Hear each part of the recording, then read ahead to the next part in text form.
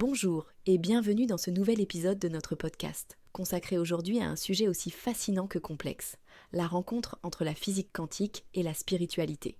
Je suis ravie de vous accompagner durant les prochaines minutes pour une exploration qui, je l'espère, ouvrira vos horizons, suscitera votre curiosité et, pourquoi pas, soulèvera de nouvelles interrogations.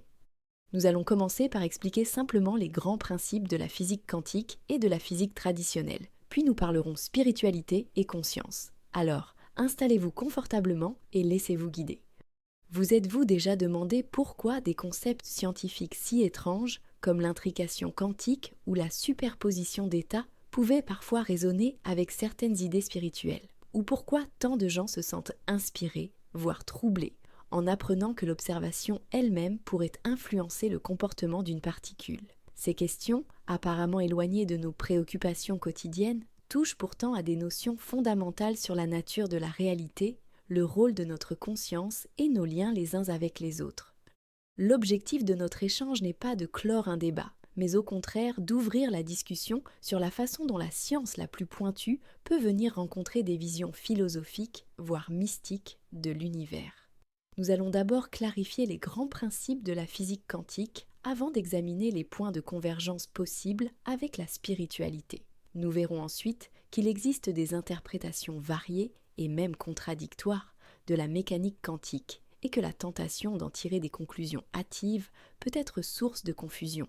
Enfin, nous conclurons sur une note positive et encourageante en vous proposant quelques pistes de réflexion et de ressources pour prolonger ce voyage.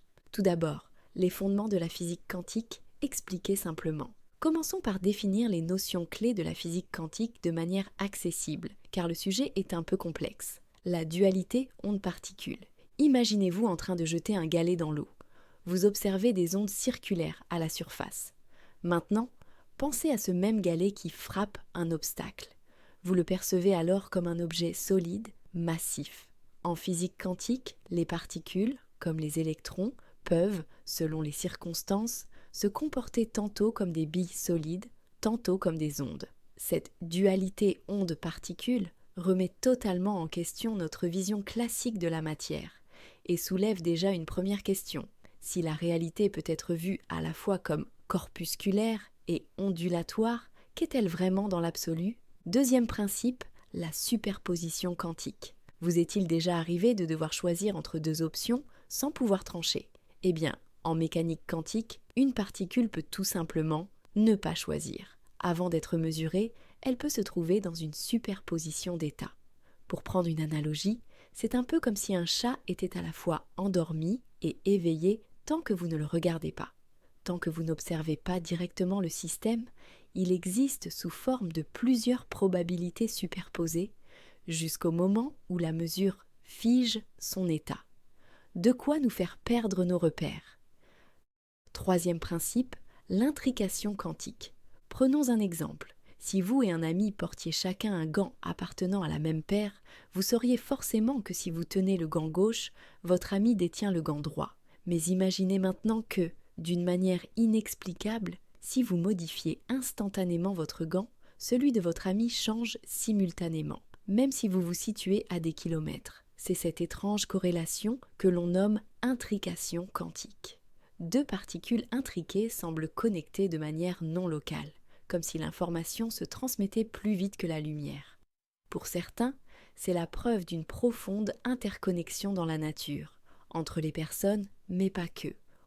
Autre principe, le principe d'incertitude d'Heisenberg. Avez-vous déjà essayé de photographier un sportif en plein mouvement? Chaque cliché fige l'instant, mais plus l'action est rapide, plus il est difficile de capturer précisément l'image souhaitée. En physique quantique, le principe d'incertitude décrit quelque chose d'encore plus radical. On ne peut pas connaître simultanément deux grandeurs physiques, par exemple la position et la quantité de mouvement, avec une précision absolue. C'est comme si l'univers nous refusait la possibilité de tout savoir en même temps. Autre principe, l'effet observateur. Imaginez que, rien que par le fait de regarder un phénomène, vous le modifiez. Cette idée, déjà troublante au niveau macroscopique, est omniprésente en mécanique quantique. Au niveau subatomique, observer ou mesurer un système change la façon dont il se comporte. C'est l'effet observateur, et il a fait couler beaucoup d'encre dans la communauté scientifique comme dans la sphère spirituelle. La conscience crée-t-elle la réalité ? Un autre épisode de notre podcast traite de la conscience, si le sujet vous intéresse, mais je pense que oui. L'expérience des fentes de Jung, une illustration emblématique. L'expérience des fentes de Jung est considérée, notamment par Richard Feynman, comme la plus emblématique du comportement quantique de la matière. Elle illustre parfaitement la différence entre la physique classique et la mécanique quantique.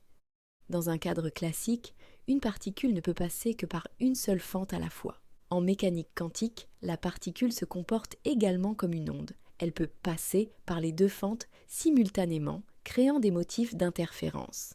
Cette expérience illustre la dualité onde-corpuscule, à la base de l'interprétation standard de la théorie, et montre comment la mécanique quantique a bouleversé nos conceptions séculaires de la réalité. Passons maintenant aux grandes interprétations de la mécanique quantique. La physique quantique laisse place à plusieurs interprétations. Voici quelques-unes des plus marquantes. L'interprétation de Copenhague.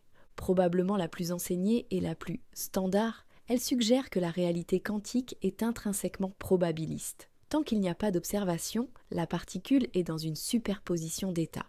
L'acte d'observer fait s'effondrer sa fonction d'onde vers un état défini. Pour cette école de pensée, il ne sert pas à grand-chose de se demander ce que la particule fait vraiment avant la mesure. Seul compte le résultat observable, l'interprétation des mondes multiples.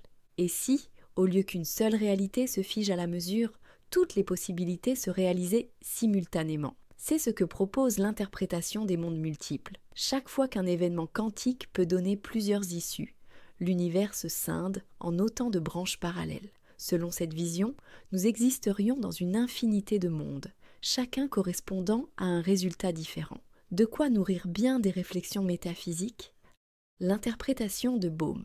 Dans la vision proposée par David Bohm, il existerait une onde pilote guidant les particules, suggérant des variables cachées non détectées par notre instrumentation actuelle. Certains y voient la possibilité d'un ordre sous-jacent à la réalité, échappant encore à nos sens. Cette hypothèse rencontre parfois l'intérêt de ceux qui cherchent à unifier la science et la spiritualité autour de l'idée qu'un champ invisible soutiendrait la manifestation de la matière. Passons maintenant au lien possible entre la physique quantique et la spiritualité. Entrons maintenant dans le vif du sujet. Comment la physique quantique pourrait-elle rejoindre certains concepts spirituels ? Non-localité et interconnexion. L'intrication quantique illustre la possibilité qu'un événement en un point de l'espace puisse avoir une influence immédiate sur un autre point, sans transiter par un signal mesurable. Pour certains courants spirituels, cela évoque l'idée d'une interconnexion universelle, où tout est lié. Cette vision fait écho aux traditions orientales, par exemple, qui insistent depuis longtemps sur l'unité fondamentale de toute chose. Rôle de l'observateur et conscience. Bien sûr, il est normal de se demander si l'effet observateur implique que la conscience humaine crée la réalité. De nombreuses approches spirituelles, notamment dans le bouddhisme ou l'hindouisme, parlent de l'importance de la conscience comme fondement du monde. La physique quantique, sans le prouver, laisse planer l'idée que l'acte d'observer, de prendre conscience d'eux, joue un rôle clé dans la manifestation de la réalité. Nature probabiliste de la réalité et libre arbitre. La mécanique quantique est probabiliste, même en connaissant toutes les conditions initiales. Il n'y a pas qu'un seul futur possible. Certains y voient une fenêtre ouverte vers le libre arbitre et la possibilité de choix réels, dépassant le déterminisme strict de la physique classique. Dans beaucoup de traditions spirituelles, cette liberté est un élément central de l'existence, un levier pour agir sur sa vie et son karma. Potentialité et réalité multiples. Si vous avez déjà imaginé une vie parallèle où vous auriez suivi un autre chemin, l'interprétation des mondes multiples donne un écho scientifique à cette rêverie. Sur un plan spirituel, cela rejoint l'idée que la réalité serait un ensemble de potentialités parmi lesquelles nous naviguons, de sorte que, par nos intentions et notre attention, nous puissions façonner notre expérience. Passons maintenant au débat critique et aux objections possibles. À chacun de se faire son opinion ou de la ressentir. Vous pourriez maintenant objecter, mais où sont les preuves ? Et vous auriez raison. Abordons sans détour les points de vue critiques. Réductionnisme scientifique. De nombreux scientifiques estiment que la physique quantique ne doit expliquer que les phénomènes mesurables en laboratoire et ne peut être extrapolée pour décrire des expériences spirituelles ou des états de conscience. Ils rappellent que la mécanique quantique agit principalement à l'échelle microscopique et qu'il est périlleux de l'étendre à nos expériences mentales ou à la macro-réalité. Manque de preuves empiriques. Les ponts entre physique quantique et spiritualité relèvent souvent de l'interprétation philosophique. Certains physiciens, comme Einstein en son temps, se montraient très réticents à ces glissements conceptuels. Pourquoi scruter les étoiles si tout ne serait qu'une construction de notre conscience ? Une invitation au débat nuancé. Les liens entre quantique et spiritualité nous poussent à naviguer sur une frontière délicate. D'un côté, la science doit conserver sa rigueur expérimentale. De l'autre, la spiritualité explore souvent des dimensions subjectives et intérieures, parfois difficiles à mettre en équation. Pourtant, cette rencontre fertile entre deux domaines a le mérite de nous interroger sur nos certitudes. Est-il possible que notre vision du monde, trop matérialiste ou trop dualiste, doive s'ouvrir à de nouveaux paradigmes ? À chacun donc de se faire une opinion éclairée. Au fil de cette exploration, vous pourriez ressentir une pointe de confusion ou un émerveillement devant tant de possibilités. Voici quelques pistes pour approfondir, sans tomber dans la crédulité ou le scepticisme excessif. Lisez des ouvrages de vulgarisation reconnus. Optez pour des auteurs qui ont un bagage scientifique solide et qui se montrent pédagogues. Le célèbre physicien Julien Bobroff, par exemple, propose d'excellentes ressources pour comprendre la quantique de manière claire et ludique. Écoutez plusieurs voix. Interviewez dans votre esprit, ou en vrai si vous le pouvez, à la fois des physiciens, des philosophes, des théologiens et des représentants de traditions spirituelles. Le croisement des points de vue aide à développer une pensée nuancée.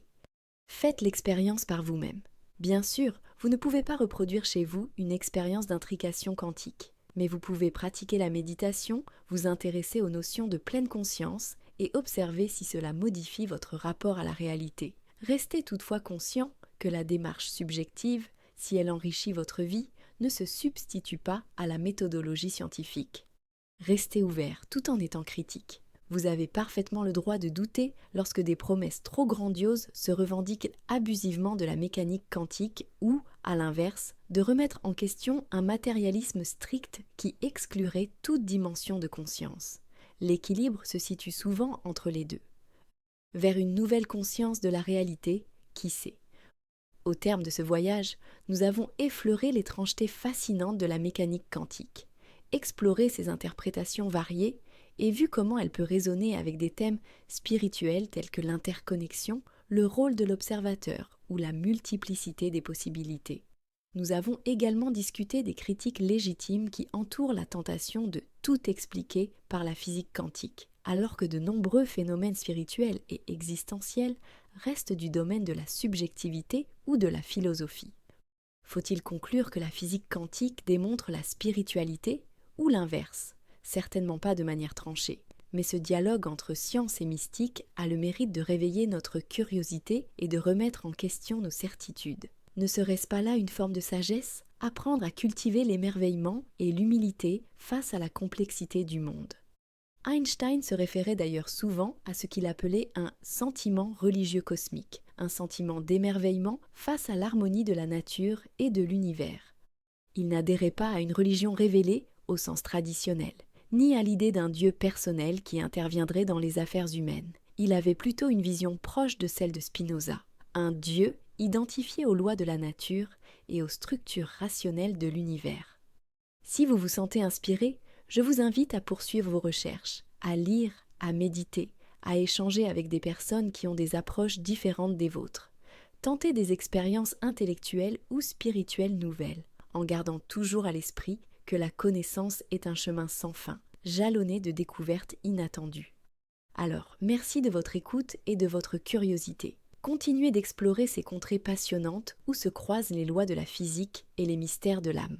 Et qui sait, peut-être trouverez-vous, à travers cette quête, votre propre façon de donner un sens plus profond à la réalité qui vous entoure. Prenez soin de vous et bonne découverte. Nous nous retrouvons très bientôt pour un nouvel épisode. D'ici là, restez curieux, restez ouverts d'esprit et n'ayez pas peur de vous poser des questions qui vous dépassent. Après tout, c'est en explorant l'inconnu qu'on fait les plus belles trouvailles. À très vite.